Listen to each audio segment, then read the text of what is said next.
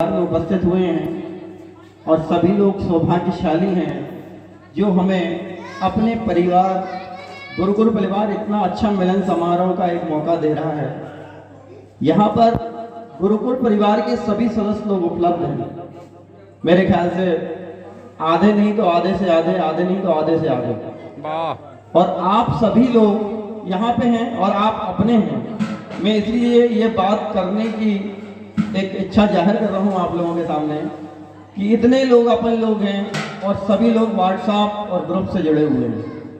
लगभग 50 से 60 लोग अभी अपने यहाँ उपलब्ध हैं, यहाँ उपस्थित हैं। 50-60 लोग सभी कम से कम 5-5, 6-6 ग्रुप से जुड़े हुए हैं। क्या कहता हूँ लाला भैया? मैं आप लोगों से सिर्फ एक प्रश्न करना चाहता हूं कि उन 50-60 लोगों में 7-7 ग्रुपों से आप लोग जुड़े हुए हैं। क्या आज तक अपना गुरुकुल परिवार के अलावा उन ग्रुपों का कभी भी ऐसा मिलन समारोह हुआ है? एक दिल में बात आई, अपना हूं, आप बुरा ना मानेंगे, इसीलिए मैंने आपके सामने एक प्रश्न रखा। और आज हम इतने अच्छे गुरुकुल परिवार से जुड़े हुए हैं जिससे हमें सत्संग भी प्राप्त हो रहा है, भजन प्राप्त हो रहा है, ज्ञान प्राप्त हो रहा है और साथ साथ में हमें इतनी अच्छी सभ्यता प्राप्त हो रही है कि एक दूसरे से हमें मिलने का मौका प्राप्त हो रहा है, परिचय प्राप्त कर रहे हैं। इतना अच्छा प्लेटफॉर्म जो हमें अपना गुरुकुल परिवार ने दिया हुआ है।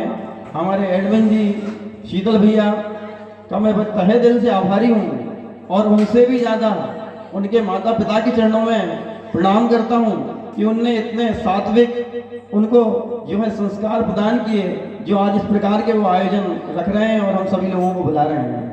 जय सीताराम। और उसके बाद एक मैं छोटी सी बात अपनी रखूंगा कि सिया राम में सब जग जानी और करम प्रणाम जोर जुग पानी। सभी लोगों को सिया राम का चरण स्पर्श करता हूँ मैं अपनी ओर से, सभी को सिया राम जानते हुए। और बिना भजन कीर्तन के कभी भी कोई मानव भव सागर से पार नहीं हो सकता। इसलिए बहुत अच्छे परिवार से हम लोग जुड़े हुए हैं। बाबा गोस्वामी तुलसीदास जी ने भी सुस्पष्ट शब्दों में लिखा है कि बारू मथे कृत होए बरु सिकता ते बरु तेल और बिन हर कृपा न भव तरही, यह सिद्धांत अपेल।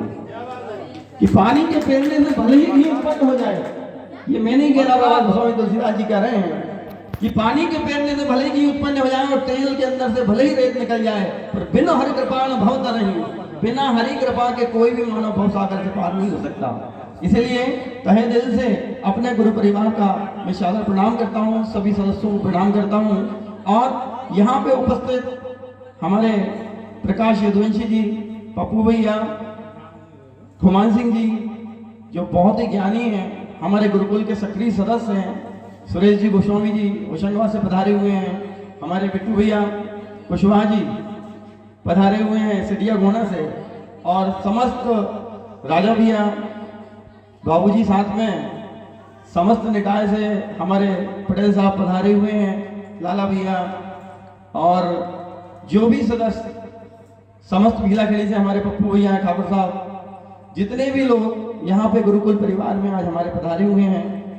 और उम्मीद ही नहीं, आशा करूंगा कि हमारे परिवार की ये संख्या अगले वर्ष जब 2024 में हम इस सम्मेलन को आयोजन रखेंगे तो आप लोगों का इसमें भरपूर सहयोग रहेगा और ये संख्या 50-60 नहीं रह के 500-600 हो जाएगी। जय जय श्री सीताराम। बहुत बहुत धन्यवाद। वाकई में पंडित जी आप जैसे